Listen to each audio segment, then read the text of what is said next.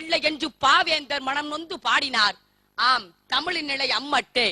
ஊருக்குள் சென்று தெருவுக்குள் நுழைந்து வீட்டிற்குள் போக காலடி எடுத்து வைப்போம் வாருங்கள்.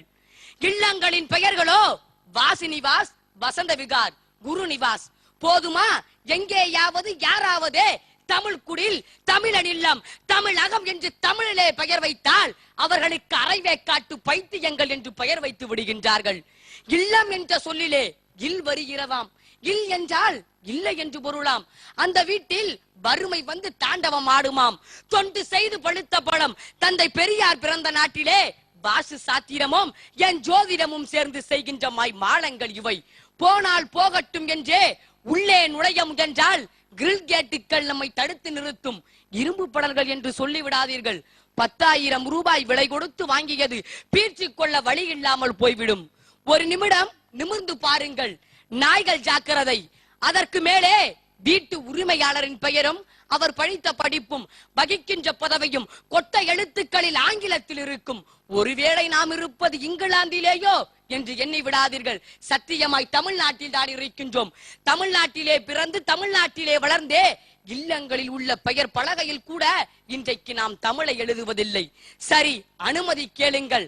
காலிங் பெல்லிடம், மன்னிக்கவும் அழைப்பு மணியிடம் வந்து கதவு திறக்கையில் கதவிடிக்கில் கிரீச் கிரீச் என்று சத்தம் வரும். வந்து கதவை திறந்தவர் பெயரை கேட்டால் ரமேஷ், சுரேஷ் என்று பதிலும் வரும்.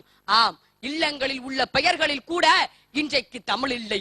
இல்லங்களின் வாசலிலே வெல்கம் என்று மிதியடி போட்டிருப்பார்கள். நாம் மிதித்து செல்ல வசதிக்காக போட்டிருக்கின்றார்கள். வீடு 3 அடுக்கு மாளிகையா, கிரவுண்ட் ஃப்ளோரா, ஃபர்ஸ்ட் ஃப்ளோரா, செகண்ட் ஃப்ளோரா என்பார்கள். தவறி கூட தரைத்தள வீடு, முதல் தள வீடு, 2ஆம் தள வீடு என்று சொல்ல மாட்டார்கள். வீட்டிற்குள் சென்றால் open hall, bathroom, bedroom, kitchen room என்றெல்லாம் உண்டு. கடன் வாங்கி கட்டிய வீடல்லவா, அதனால் தான் மொழியையும் கடன் வாங்கியே பேசுகின்றார்கள். இவர்கள் தாயை மட்டுமல்ல, தாய் மொழியையும் அனாதை இல்லத்தில் விட்ட பாவிகள். கதவு டோர் ஆனது, சாளரம் ஜன்னல் ஆனது, மரப்பேழை இலைப்பேழை எல்லாம் இப்போ பீரோ ஆனது. பூட்டுக்கு சாவி எங்கே? எல்லாம் அரபு சொற்கள் இங்கே. உணவு பொருட்களில் கலப்படம் என்றால் கோபம் வருகின்றதே. உங்கள் தாய்மொழியில் கலப்படம் என்றால் கோபம் வரவில்லையே ஏன்? வெட்டி கட்டுவதால் வேட்டி வேஷ்டியானது, உயர்ந்திருப்பதால் மிசை மேசையாய் இருந்து மேஜையானது. இல்லங்களில் உள்ள பொருட்களில் கூட இன்றைக்கு தமிழ் இல்லை.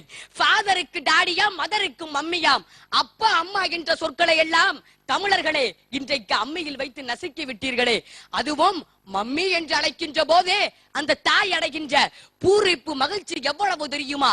இன்ற பொழுதின் பெரிதுவக்கும் தன் மகன் மம்மி என்று அழைக்க கேட்ட தாய் என்று புது குரலே படைக்கலாம். வள்ளுவரே, என்னை மன்னித்து விடுங்கள். இவர் எல்டர் பிரதராம், இவர் எங்கர் பிரதராம்.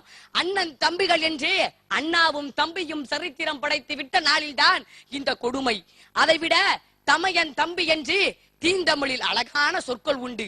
எல்டர் பிரதர், எங்கர் பிரதர் வேண்டும் என்பவர்கள் இவர்கள் கனியிருக்க காய்க்கவரும் தமிழ் மக்கள் அல்ல, தமிழ் மாக்கள். 5 அறிவு விலங்கிற்கு தெரிந்த தமிழ், பகுத்தறிவு தமிழனுக்கு தெரியாமல் போனதே ஏனோ. ஆம், இன்றைக்கு நாம் உண்ணுகின்ற உணவில் கூட தமிழ் இல்லை. பசி எடுத்தால் தமிழா ரைஸ் கேட்கின்றாய், சாதம் கேட்கின்றாய், என்றாவது சோறு கேட்கின்றாயா? சோறு என்றால் அரிசி உணவு என்று பொருள். இறைவனினுடைய திருவடி நிழல் என்றும் பொருள்.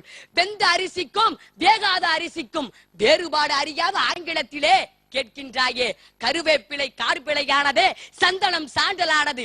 இல்லங்களில் உள்ள உணவு பொருட்களிலும் பயன்பாட்டு பொருட்களிலுமே இன்றைக்கு தமிழ் இல்லை.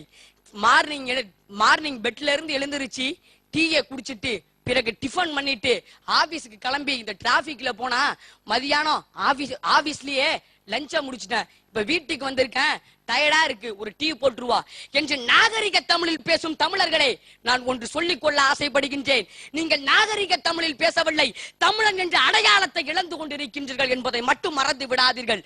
செந்தமிழுக்கு ஒரு தீங்கு வந்த பின்னும் இந்த தேகம் இருந்தொரு லாபம் உண்டோ என்ற பாவேந்தடினுடைய பாடல் வரி எனக்குள் கனலாய் இருக்கின்றது.